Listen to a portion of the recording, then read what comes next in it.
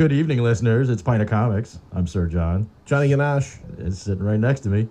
It's a 116 episodes. 116. Yeah, 116.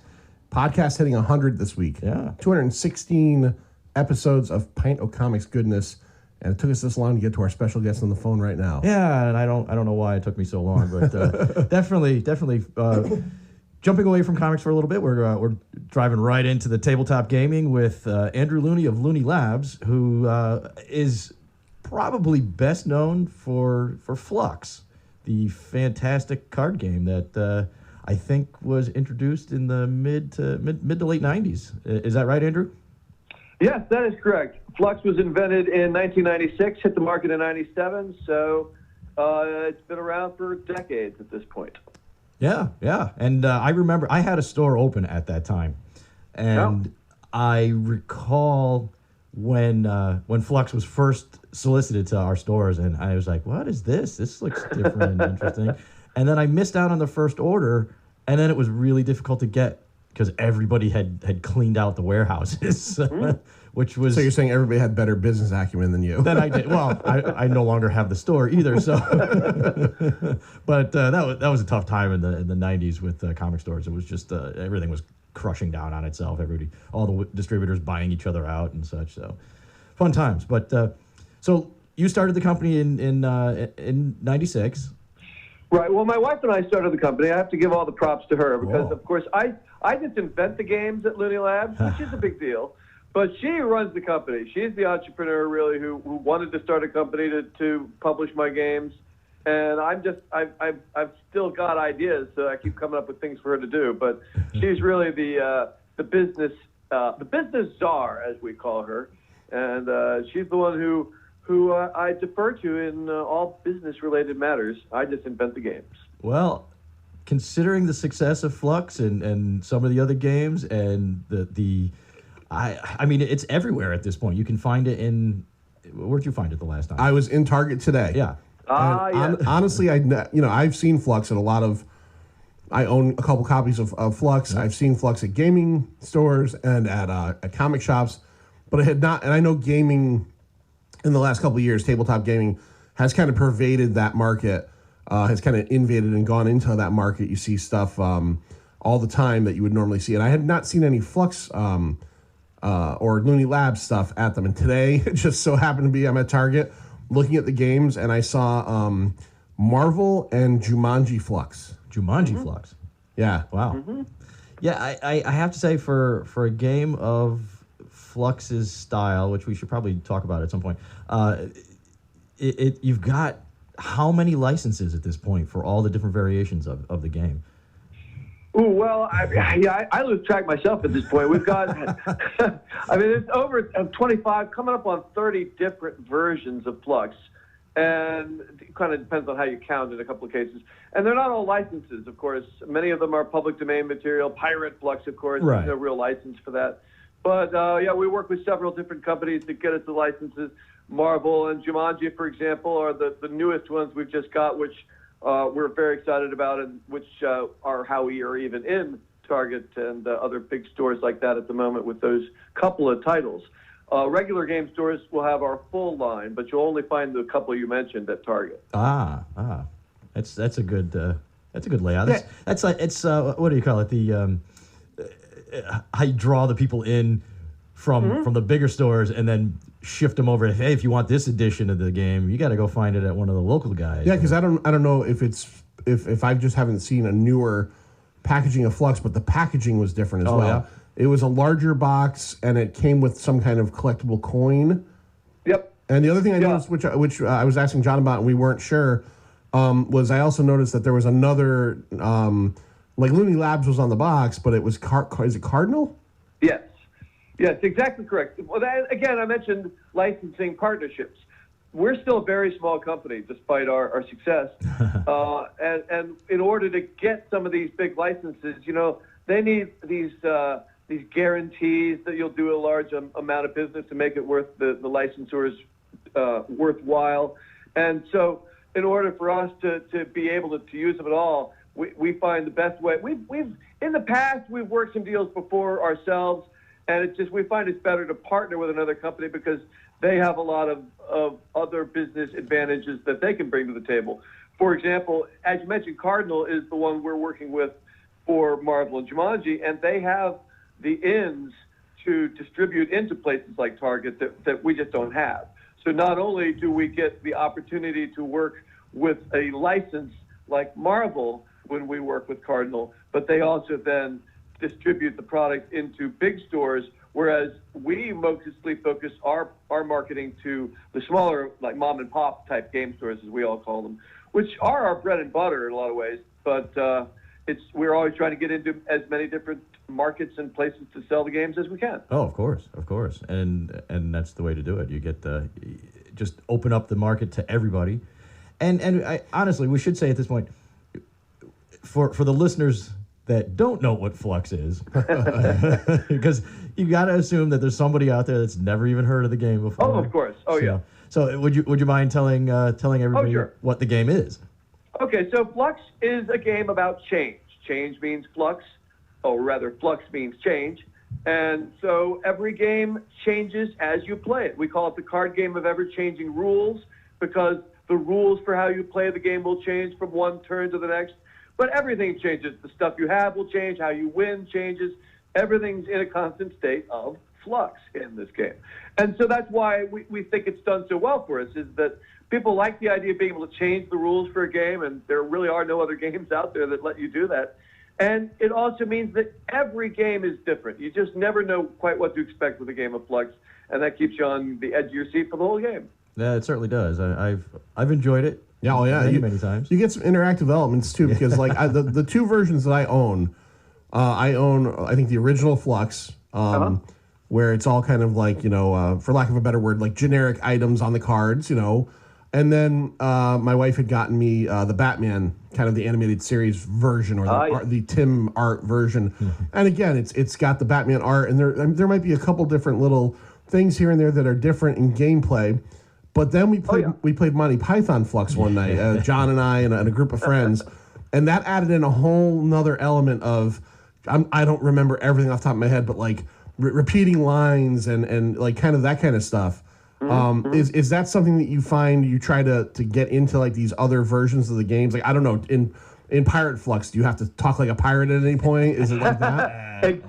As a matter of fact, you do. There's a rule called talk like a pirate, where if you use a pirate sounding voice, then you get to draw an extra card, and you're encouraged to keep that accent going even when it's not your turn, because if you've been doing so since your last turn, you get 2 extra cards for talking like a pirate, maybe. Yeah.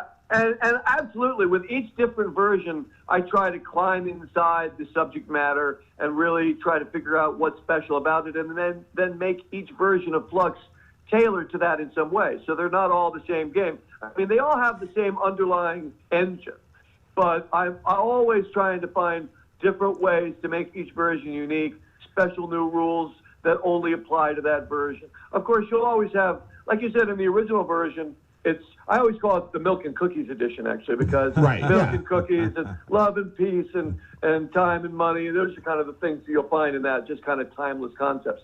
But then in whatever other version, when it's a theme, the keepers, the things you're trying to collect and move around in that game are called keepers, and they'll relate to the subject matter. So like you mentioned, Batman, you'll have, Batman and Robin and various elements from Gotham City, but then there's also not only... Some versions just have the basic 4 kind of cards: keepers, goals, new rules, and actions. But then there are other types of cards that we've even added for various versions to add different dimensions. For example, there's the kind of card called the Creeper, which is a thing you don't want, kind of the anti-keeper. Right, that's in the Batman game, yeah. Exactly. The villains in Batman are the Creepers. And just now, one of the ways I've been keeping it fresh, that brand new version you just mentioned, Jumanji, has yet another new kind of card in it called the Danger card. And a Danger card can actually get people eliminated from the game, which is not as severe as all that, because you can jump right back in once everybody's had a go-around. You can jump as a new player back into the game, kind of like you got an extra life, Right. Which fits for the Jumanji video game kind of world. But even there, you'll after a certain phase of time, you'll run out of extra lives, and then death becomes real, and whoever's the last player standing can win that way. Real death in card games. Do you have is there one that you could share with us? What would you say is your most popular game? Which out of the Flux versions is there one that is just always off the shelf? Well, actually, it's always the original. I mean, in any given quarter when we're running our numbers and seeing how a product is done, it might be that, hey, we just brought out a brand new version, Doctor Who Flux or something, for example, and then that might be the bestseller for some span. But then the original all-purpose sort of vanilla version of Flux, regular old Flux, will retake that crown. It's always the bestseller. And I think that's because even if you start on a specialty version, you're then, well, let me try the basic game. And so people end up buying that, which is why it's such a great thing for us to be in Target now with those couple of specialty versions, because each of those has a catalog inside telling the consumer about all these other versions, including the original. Oh, you've if I'm correct, you've done that for a long time, because I'm pretty sure when I got my first copy of Flux, through the catalog, I became interested in Chrononauts. Oh, yeah. And I got Chrononauts, and me and my wife played that quite a few times.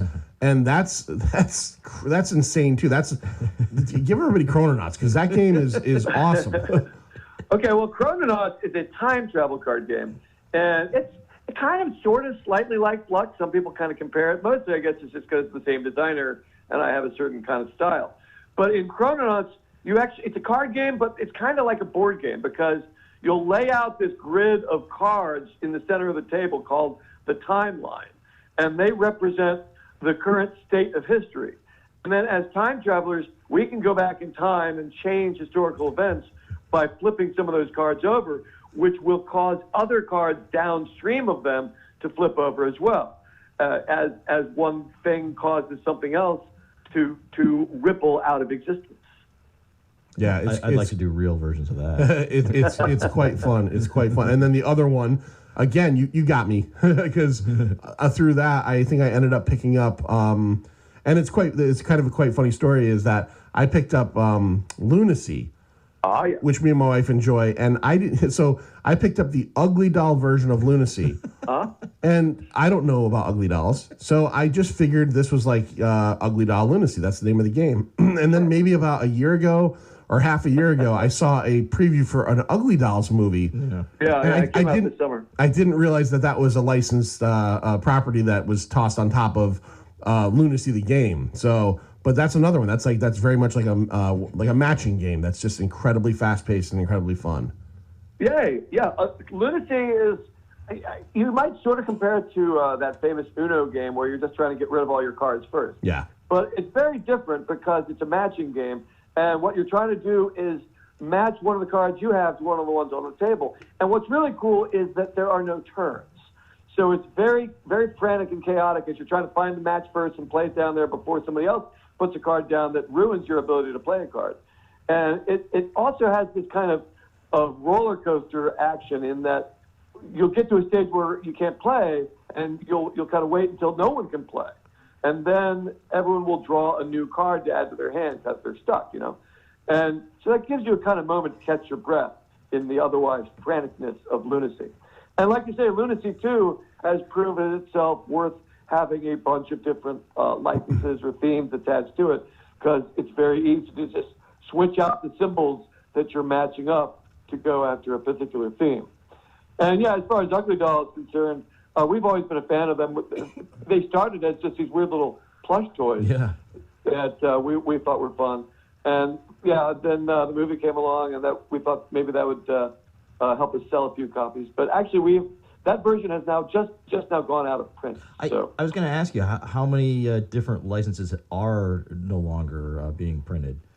Well, yeah, you mentioned Batman. Actually, that one has just gone into the vault as well, as we call it. Oh. Well, we have so many versions. Yeah. We just can't really keep them all in print. Right. And it's sometimes, we learned this from the Disney company. Sometimes it's better to let things go away for a while so that people want them to come back. Sure. And we've got a number of titles that are now in the vault. We did a Back to the Future version of Chrononauts a few years ago. That's in the vault. Really? As are the regular show and Adventure Time versions of Flux, and a couple of others. Can you unvault that Back to the Future Chrononauts maybe a copy or so? No, but I'll tell you what I can do. You can now go to the store and buy a Star Trek version of Chrononauts. It just came out. I'm so thrilled about it. I'm really, really proud of it because I have pulled together references to all the best time travel episodes of Star Trek from all the different series and put them into one epic and amazing timeline. Chrono Trek. Star Trek Chrono Trek. Available now. Interesting. That was an incredible commercial as well, by the way. Well, you actually got me because I'm going to go home and I'm going to go on Amazon or wherever and get this. You should. Yeah, Chrono Trek is really, really good. I'm really proud of it. And you also, if I'm correct, I think I remember reading this a few months ago. Didn't you come out with a TOS and a next generation version of Flux as well? You bet. Not only are there those two and a bridge pack of cards that are designed to allow you to shuffle those together. Ooh. But since then, we've released a Deep Space Nine version of Flux. Oh, wow. And at the moment, in fact, we're in final production on a Voyager version of Flux. So, which I think about as far as I'm going to take it. I'm pretty big on all four of those series. No Enterprise Flux? Scott Bakula is looking at you. I know he is. And Scott, I'm here to tell you that you are in Chrono Trek. There's a Captain Archer card in Chrono Trek, along with some Enterprise references, because there was a lot of time travel on Enterprise. Yeah, there was. Somewhere right now, Scott Bakula is saying, oh, boy. Oh, boy. Very good. Very nice. Yes. Oh, we're nerds. We're total nerds here. No, I appreciate that. As obviously a professional nerd, I'm into it. Speaking of, what got you into the gaming market to go from what's on your website alone that you were working at NASA and then dive headfirst into the pool of gaming? Well, so I've always been a very creative person, and in college, I found I had an aptitude for writing, and I liked the idea of maybe becoming a writer. But I wanted to have a job, you know. So I got a degree in computer science, and I went to work for NASA programming computers. But in my heart of hearts, I still wanted to be a writer, and I wrote a series of short stories that eventually I assembled into a weird little novel called The Empty City. And in that book, I described an imaginary board game played with weird little pyramid game pieces. And that actually is my original claim to fame. You're quite right in saying my biggest success is Flux. That's the thing that everybody knows me for. We've sold millions of copies of that. But in a lot of ways, my proudest accomplishment is this board game system that uses these pyramids, which we now call Looney Pyramids, and which we've made hundreds, actually, of games have been created for these pyramids over the last 20, 30 years. More than 35 I have designed myself. And a couple of years ago, we put a big box set, a comprehensive collection of these pyramid games together called Pyramid Arcade, which is everything you need to play 22 amazing games using these pyramids. And it all came out of that novel, because I started, like I said, it was this imaginary game. And people who read my short story were like, yeah, this story's pretty good, but man, where's that game? I want to play that. That sounds amazing. I was like, oh, it doesn't really exist. It's just like, a plot device. But that energy got me interested in trying to figure it out.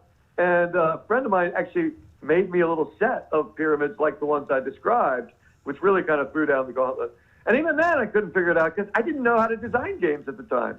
I just, it turned out later I have an aptitude for that. But at the time, I didn't even and nowadays, game design authorship is much more of a thing.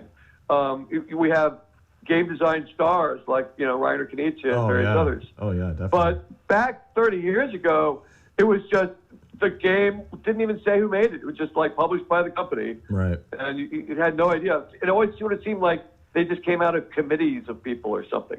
The idea of becoming a game designer didn't seem really even possible back then. So you think about some of the big games that came out of Milton Bradley or Parker Brothers, and there was never any name associated with them. They just came out.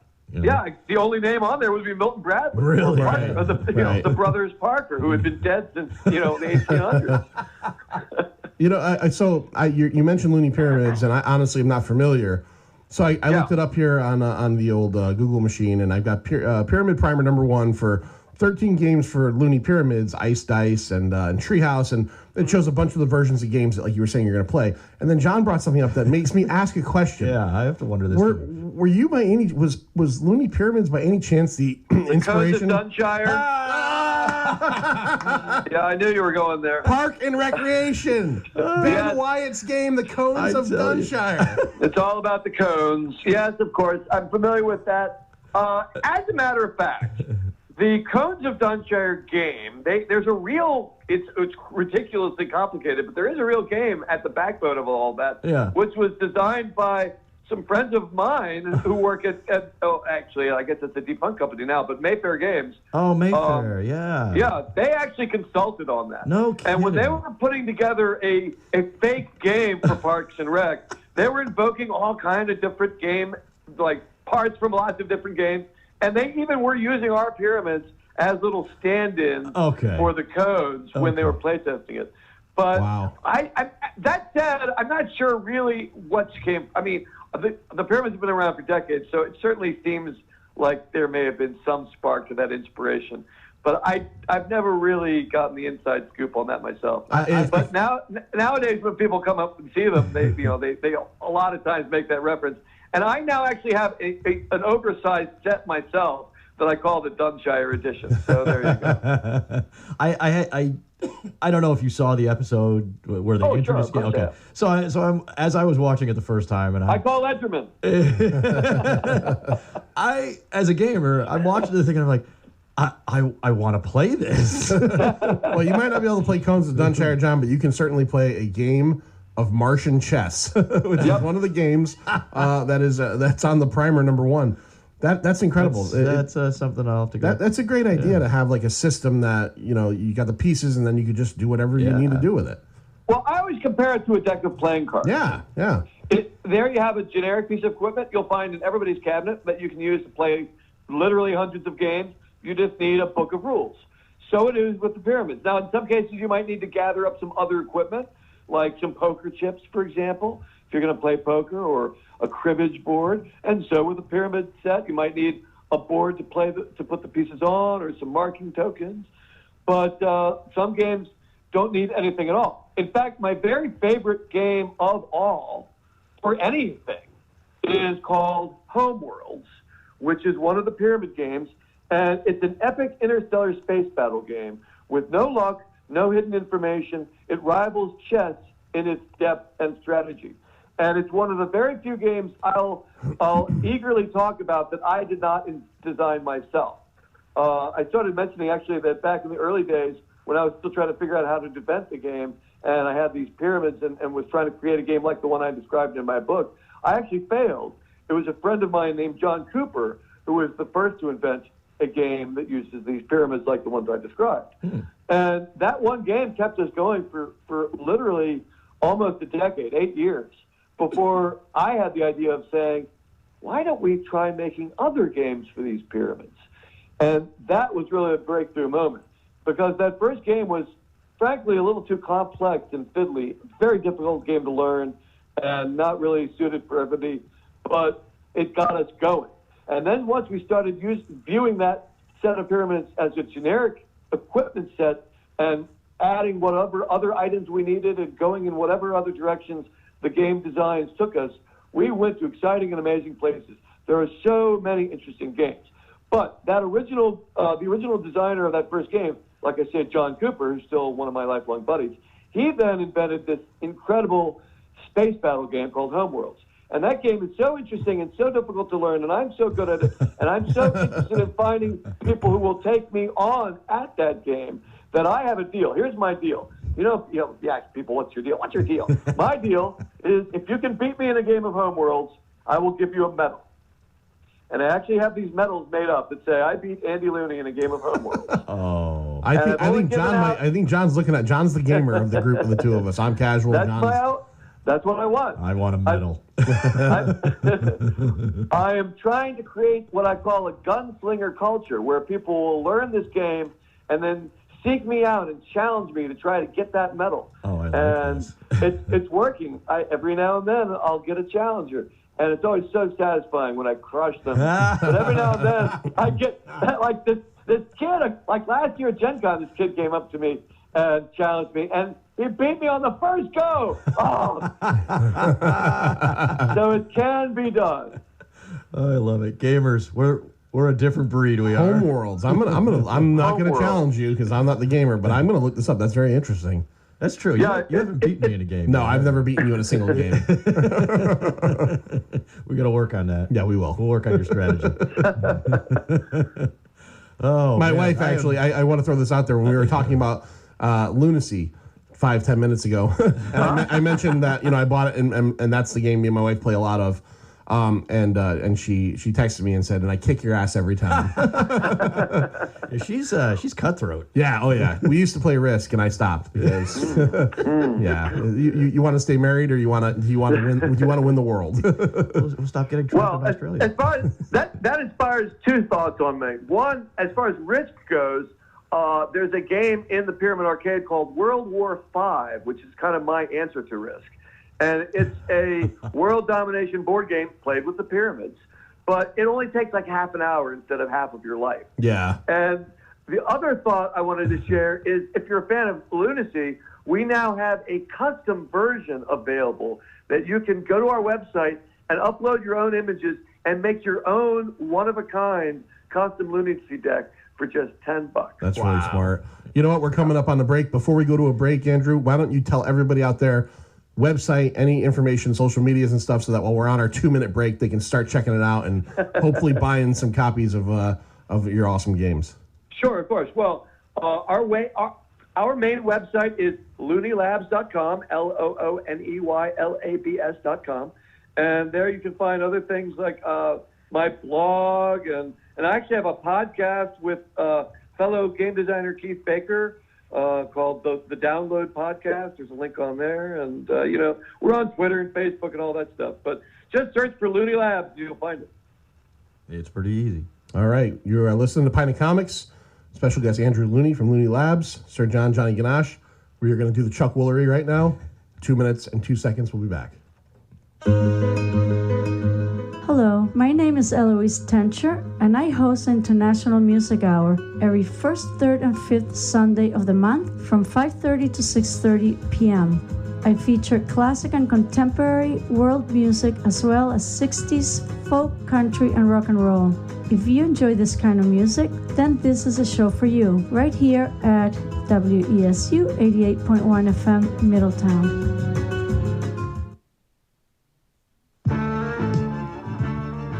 Your mom had an accident. I'll take you to her. Uh-oh. Look, Wild Bill. Who was that? Some stranger. He said Donnie's mom was hurt. I didn't know if I should go with him. Well, just don't do what a stranger says. Check it out with an adult you know.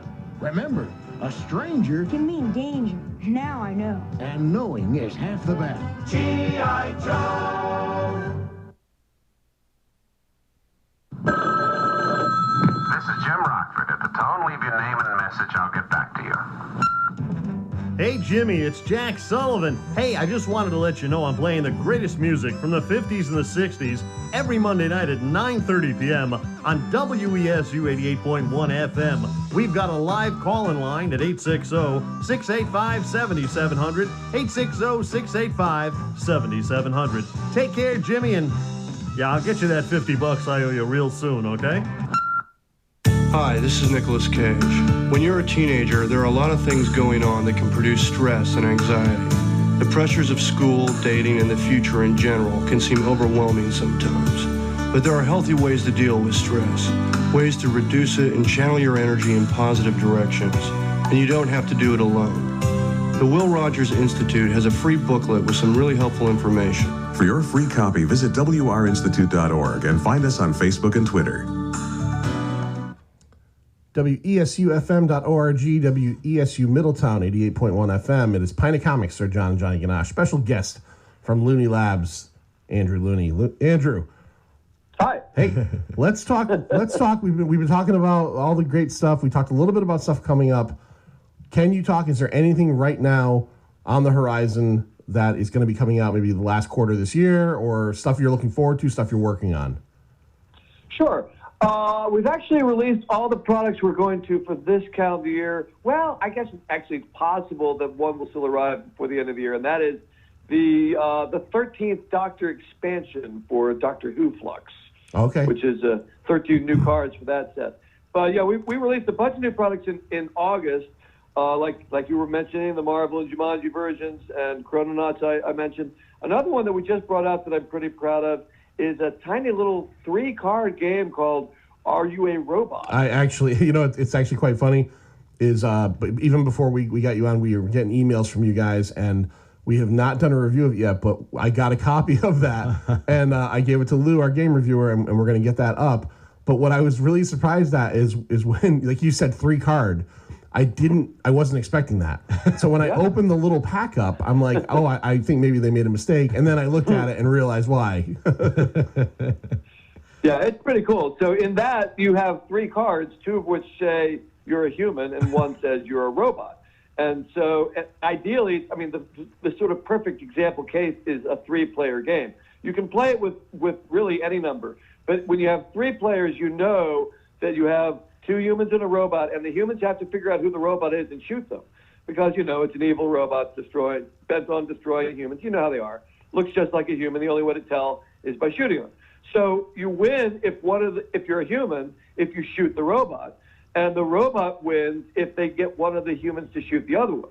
Because the robot can say anything they want. They can lie their way out of any problem, but they can't shoot a gun because their robot's programmed not to shoot. Interesting. But where it gets really interesting, I think, is the 2-player version. Because there, you'll still have 3 cards, but one of them will be unseen. So it's possible that there is no robot in that scenario.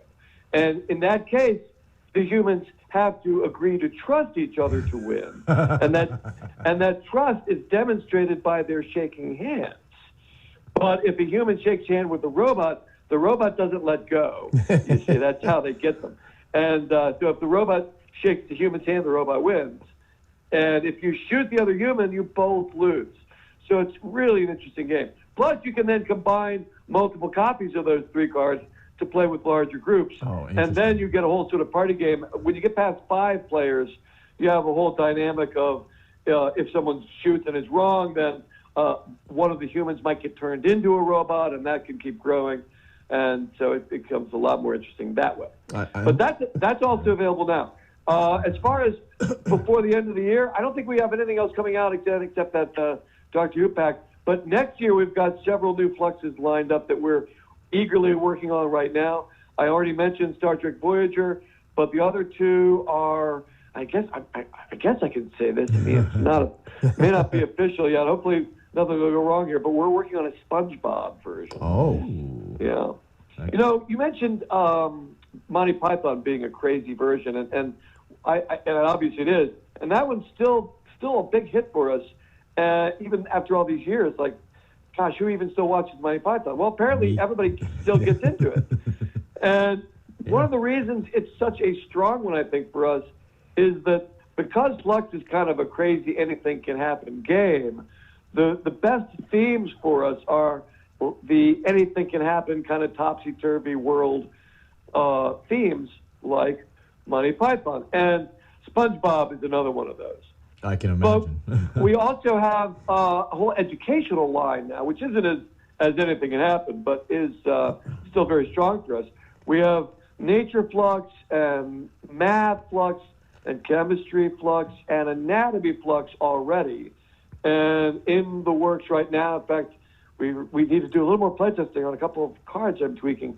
We've got one called astronomy flux, which is really beautiful. Well, I will say I appreciate all of those. I will not be playing Math Flux.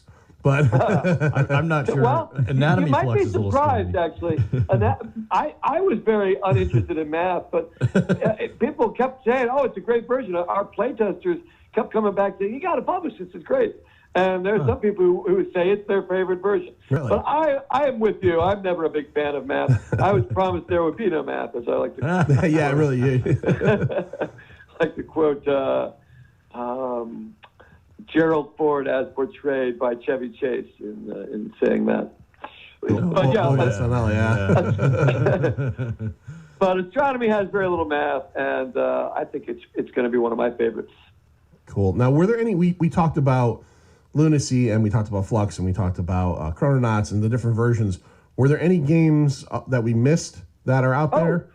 Oh yeah, I mean, I have a lot of other games as well that are all kind of jealous of Flux because Flux does so well and steals all the attention. But I did a game about dessert a few years ago called Just Desserts, which is pretty popular because although it does make you want to eat dessert afterwards because you're serving all these delicious desserts. It seems like food games are very popular nowadays. Yeah, it's a thing. Food-based games. Yeah, I saw a game today at Target as well that was like a ramen card game about building. Yeah, I mean, there's multiples of those. It just seems, it seems like the food-based thing is kind of popular right now. Mm-hmm. Yep. Well, and of course, the best food is dessert, so it's the best of those, I think. We also did a Mad Libs party game a few years ago, which is available in regular and adult. Yeah, I'm actually very proud of that because the Mad Libs company, they've been around forever. And now there are various party games that kind of are like Mad Libs, sort of. Right, yeah. And Mad Libs was like, we got to get an actual Mad Libs game out there. But they wanted to find a game designer, a game publisher that already exists to design it and publish it. And they approached me. I'm very proud to say that we were recommended to them as somebody who might be just right for it. And I'm pretty pleased with the game I was able to design for them.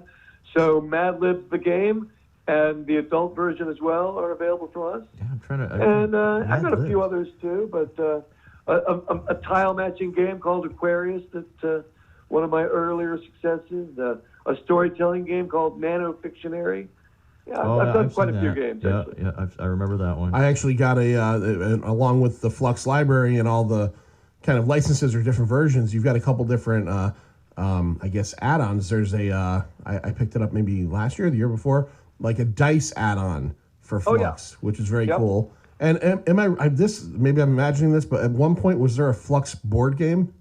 There was. That's another one that's back in the vault now, as we say, but it's definitely a whole nother level in Flux because you've got a board with these tiles that can move around, and then you're trying to occupy two tiles with your little meeples. You have 3 different meeples you're moving around the board. But obviously the rules can change. But we did a pretty neat thing there with a little peg board that would show you what all the possible rules are, and you change the pegs on the pegboard. That's nice. That wasn't quite as good of a seller as we were hoping it would be, and for now it's in the vault. Until another day when it could be a big hit. So whenever we have game designers on, I always like to ask everybody. We've had a few on. What was it like for you as a kid? What was maybe like the entryway board and or card game that made you go, man, I love gaming. This is it, and this is like my absolute favorite thing. Sorry. Really? Yep. When I think all the way back to my youngest, earliest game experience that kind of got me going, I remember playing Sorry as a very young boy with my mom. My mom had 5 kids, and she taught us all to like games because it was a way for her to kind of keep the kiddies occupied while still being able to she'd fold laundry or things like that while waiting for her turn in a game, and she could distract us with things like that. And I went for it big time, obviously. I remember looking at my older brothers with envy as they played more advanced games and looking forward to being old enough to try those games. But and I remember learning to play chess with my older brother who delighted in trouncing me at every opportunity. But when I think of what was my earliest one, it's Sorry. That's interesting. It's funny. I played board games as a kid, just like anybody else, and I played a lot of them.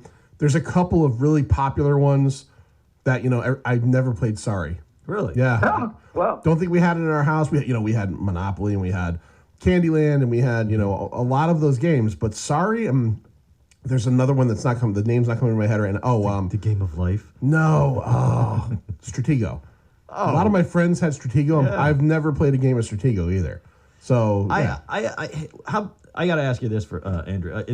As far as board games like that, like Stratego, do you find a 2-player game is a little limiting, or do you like something a little bit bigger? I don't know. I enjoy them all. I mean, again, that one that I raved about earlier, Homeworlds, that's a 2-player game. I mean, there are some ways to play it with more, and it's sort of interesting that way. But at its heart, it's a 2-player game, and I love it. And I've played endless 2-player games at Flux. There's a lot of joy in a 2-player game for me. But I like larger groups too. Yeah. So it's all good. Stratego, I played a lot of that when I was a kid. So. Is that the one that had the blocks? It was like blocks? No, they were like little castles. It was basically like a version of chess on the board. It was very regimented because it's a warfare game. It's different, but I don't know. I found it always very limiting because it was the same game every single time. and well, that's why Flux is so good, because it's different every time. Well, that certainly is. I mean, that's another thing. In Flux, the game of Flux, what's the largest amount of cards you've had on the table at any given point, making the rules changes? I mean, we've had some pretty big ones. I wouldn't have a count for you, but certainly I've played games where the table is just covered with rules. Where everybody's got piles of keepers in front of them. They're playing these long turns. Nobody can seem to quite put together a win, and then someone does. Yeah. Yep. It seems like as soon as it gets really big, a card will come out and just shrink it back down to one rule card again. Oh, yeah. Well, that's what your rules reset is for. It's exactly that situation when it's, oh, my gosh, there's too much going on. Yeah. Start over. Yeah, I've gotten to that moment in Flux several times where I'm like, please, somebody reset this. You can have no more than this many cards. There's this many things on the thing. And I'm like, please, somebody reset this. I like complex games. So when it gets crazy like that, that's where I'm in my element. Well, I think that's one of the strengths of Flux is that it starts out real easy. And then it gets a little more complicated and then a little more complicated. And then the next thing you know, it's just so many things going on that you're really asking for that rules reset to be played. Do you have a favorite version of Flux to play yourself? Yeah, I'm often asked this question, and my usual answer is whatever I'm working on at the moment, because the current one is usually the favorite in my mind. I do have a couple that stand out. For a long time, Star Flux would have been my go-to there because I'm such a big science fiction fan, and there we were kind of using the parody route to invoke so many different versions that are now like real versions. We have, all the Star Trek versions and Doctor Who. Of course, we don't have a Star Wars version here in America. That's its own story, because I did design one that got published in Russia, but we haven't been able to get the rights to publish it here. So some of the sort of Star Wars stuff, you still got to go to Starflux for. But that was a real good all-around one. Lately, I got to say my favorite is probably Jumanji, because I really, really love the new twist of the danger cards. Interesting. And, bringing up that you've got a certain edition in Russia, how many different language editions of Flux are there? At least a dozen, I'd say. Yeah. There are lots. Basically, in other countries that have game publishers that want to do a version of the game, if they come to us and say we would like to publish your game in our country, we'll translate it and give you a royalty. We say great. Yeah. And sometimes they'll reuse our artwork. Sometimes they'll create their own artwork. But it's always best for us to let a publisher in another country make the game in the way that they know their market will want it. And that's how it goes. And so there are, like I say, at least a dozen different versions, different languages, in many cases, several different versions of them in each. And Russia, our Russian publisher, a company called Hobby World, did the regular version and Zombie Flux, maybe one or two others. And then they said, we have the Star Wars license. Could we do a Star Wars Flux? And I said, Well, we don't have the Star Wars license, but I can design one and you can publish it. And sadly, we can't even import it to publish it here. But if you figure out a way to order it online from Russia, or if you know someone going to Russia, get them to go to a game store there and bring you back a copy. It's quite the hot item here among the Flux community. Interesting. And is that the only... So I know you said you had other versions of your games in languages. Do you have other published ones? What else do you have out there that's not here? The other one that's going to make fans drool is Rick and Morty. Oh, I know. It just got printed in a Polish edition. So that one, again, I designed it. We don't yet have the right to do it here. Maybe someday. But in the meantime, get thee to Poland, and you can probably get the Rick and Morty edition. Interesting. My God. Yeah.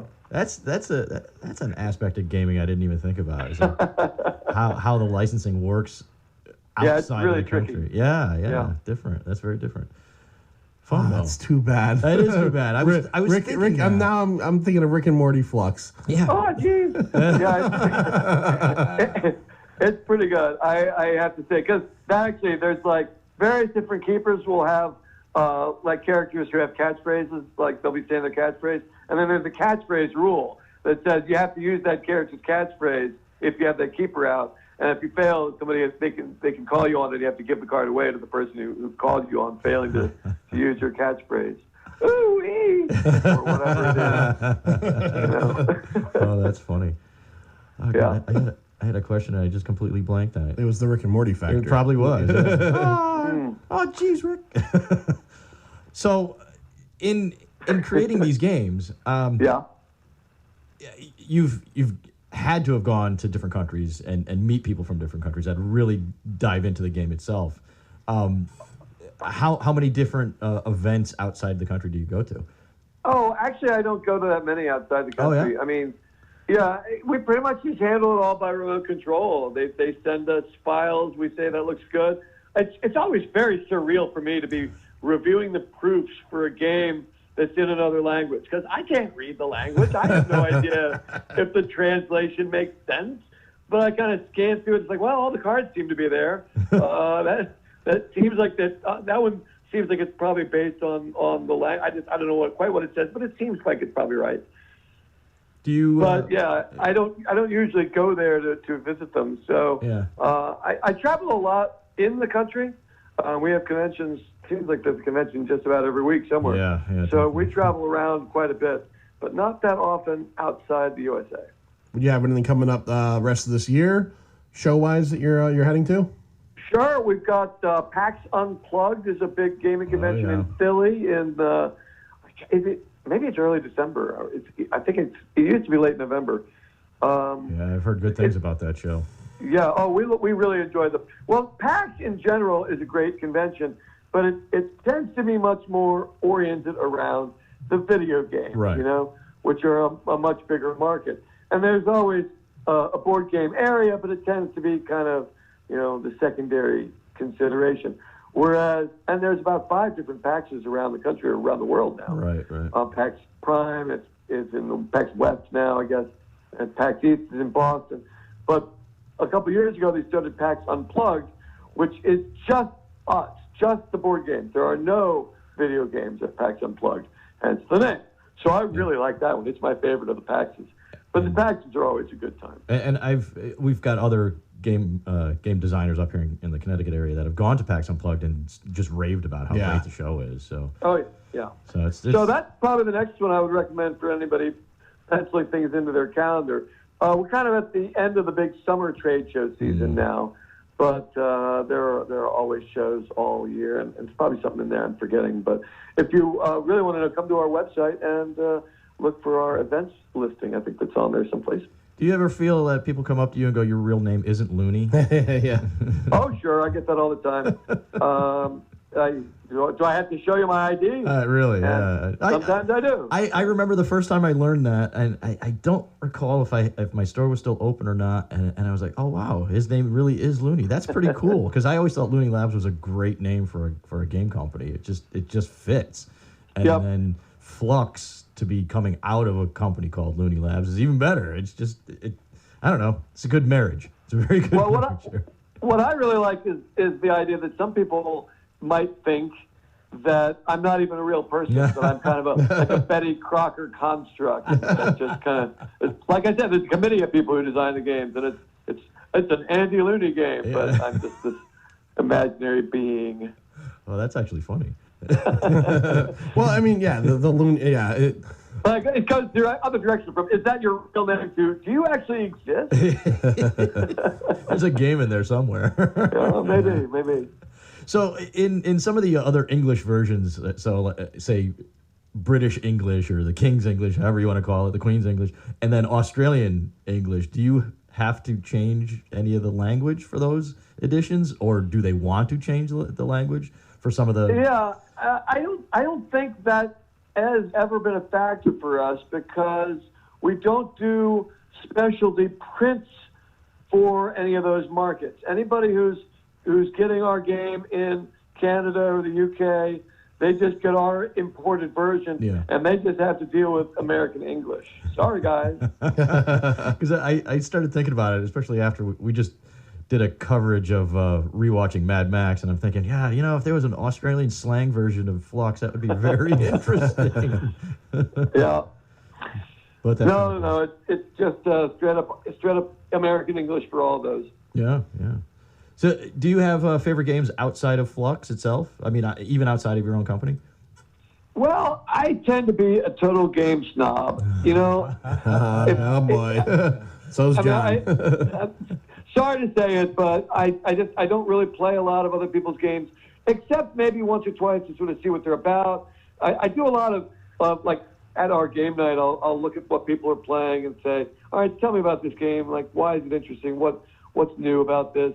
We'll kind of watch and play it for a while, but not actually play it. Might get drawn into a game and actually play it, kind of see what other people are doing. But the fact is, I'm more interested in my own ideas and play testing my own games, and there's only so many hours in the day to play. Right. So I kind of try to keep abreast of what other people are doing, but mostly I do my own thing.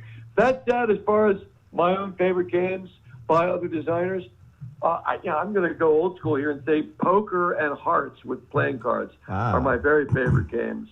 Not just old school, but way old school. Yeah. Good stuff. Yeah. That and of course Homeworlds, which is not designed by me, even though it uses my pieces. Yeah. So I guess the other question would be, and you had mentioned you love going to PAX Unplugged for them, because it's tabletop. Are you a video gamer in any way, shape, or form? Well, I used to be back in the day. I remember dropping quarters in arcades, and I actually own a Missile Command machine and a couple of others. And in the 90s, I was a video game programmer for about 2 years between working for NASA and starting Looney Labs. I got a job designing, first programming games for the 3DO. Remember that platform? Yeah. Maybe not. No. You don't remember that? No. It came out about a year or so before the PlayStation, and it was way too expensive, and the games weren't that good. But I designed a really interesting game for that called Icebreaker, which is the only video game I've ever designed, and which I still enjoy playing on my old 3DO. And that's about it. I mean, again, it's all about me, man. Sorry. I love to play the Flux app on my phone because we have one of those. Oh, you got a Flux? Wow. Yeah. All right. Yeah. I didn't know that. Where can you download that? Oh, well, go to your app store or whatever. It's by Playdeck.